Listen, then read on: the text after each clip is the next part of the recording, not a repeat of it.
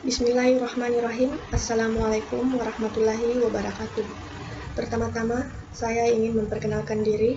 Nama saya Ika Widya Astuti Putri, Stambuk M1B1 19073, jurusan Ilmu Lingkungan kelas C. Terima kasih atas kesempatan yang telah diberikan kepada saya untuk mempresentasikan materi masalah lingkungan hidup.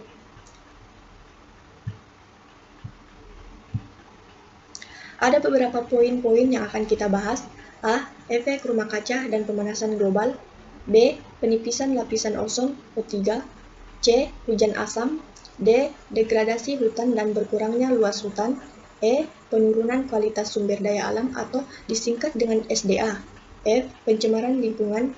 G. Musnahnya spesies. Pertama, A. Efek rumah kaca dan pemanasan global. 1. Efek rumah kaca atau ERK. Ancaman lingkungan yang dapat mempengaruhi kehidupan kita, yaitu adanya gas pencemaran atau polutan yang menyebabkan efek rumah kaca atau ERK. Gas-gas pencemar akan melapisi bumi sehingga sinar matahari yang berhasil menerobos. Panasnya akan tertahan, tidak dapat lepas kembali ke atmosfer bebas. Fenomena ini menyerupai efek rumah kaca atau greenhouse effect. Suhu dalam rumah kaca lebih tinggi karena panasnya tidak dapat menembus kaca. 2. Pemanasan global atau global warming. Iklim bumi telah berganti beberapa kali sepanjang sejarah sampai saat ini, terentang mulai zaman es sampai periode-periode panjang bumi menjadi hangat dan es mencair. Berdasarkan sejarah, faktor-faktor alam seperti erupsi vulkanik, perubahan orbit bumi dan jumlah energi yang dilepaskan oleh matahari dapat mempengaruhi iklim bumi. Beberapa efek lain perubahan iklim antara lain: 1. Meningkatnya suhu bumi. Rata-rata kenaikan suhu global sekitar 0,74 derajat Celcius selama abad 20 ini. Kenaikan selama 50 tahun terakhir ini hampir 2 kali lebih tinggi dibanding 100 tahun sebelumnya. 2. Terdapat karbon dioksida lebih banyak di atmosfer.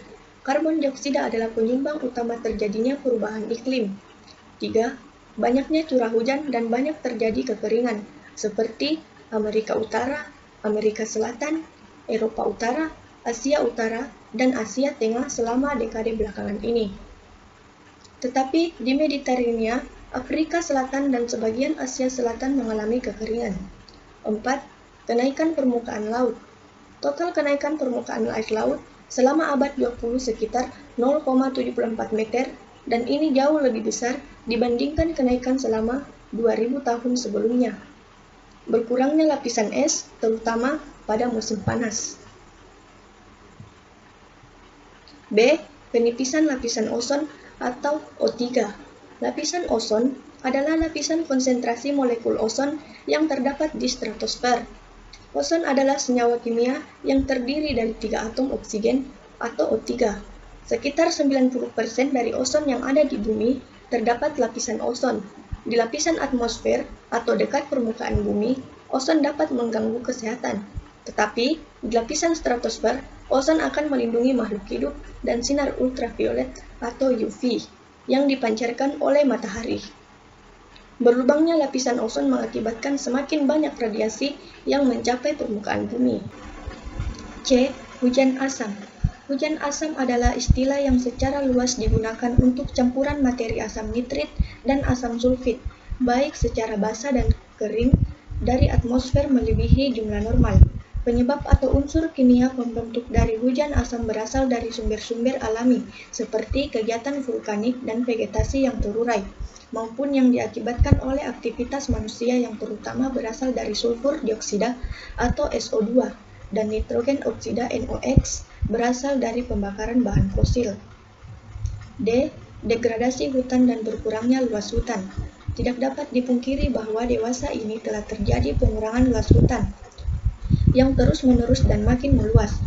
Pengurangan luas hutan tersebut diakibatkan oleh aktivitas manusia mencakup perladangan berpindah, proyek pembangunan, penjarahan hutan, bencana alam, atau kebakaran dan banjir ataupun longsor. 1. Perusakan hutan tropis. Kerusakan disebabkan penjarahan yang dilakukan secara terang-terangan menyebabkan hutan-hutan rusak parah. Di samping penjarahan, kerusakan juga diakibatkan karena kebakaran, baik karena faktor alam maupun ulah manusia yang tidak bertanggung jawab. 2. Kerusakan hutan bakau atau mangrove.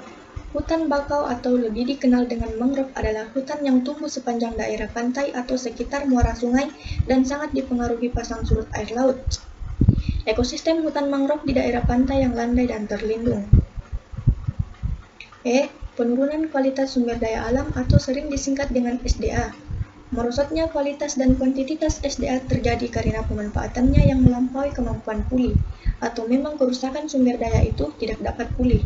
Dewasa ini, di Indonesia terdapat sekitar 7.269.700 hektar tanah yang akan dihutankan kembali.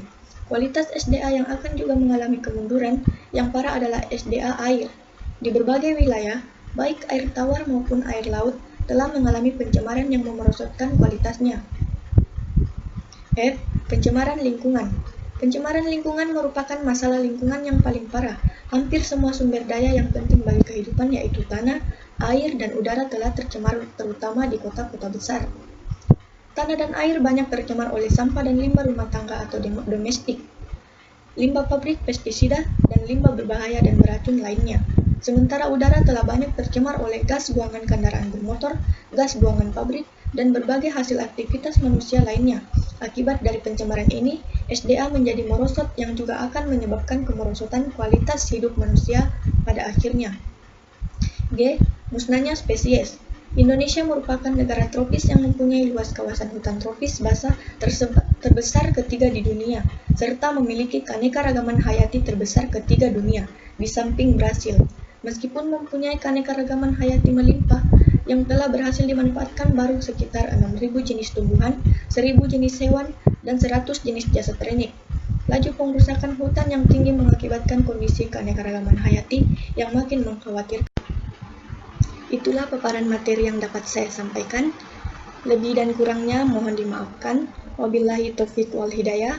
Wassalamualaikum warahmatullahi wabarakatuh.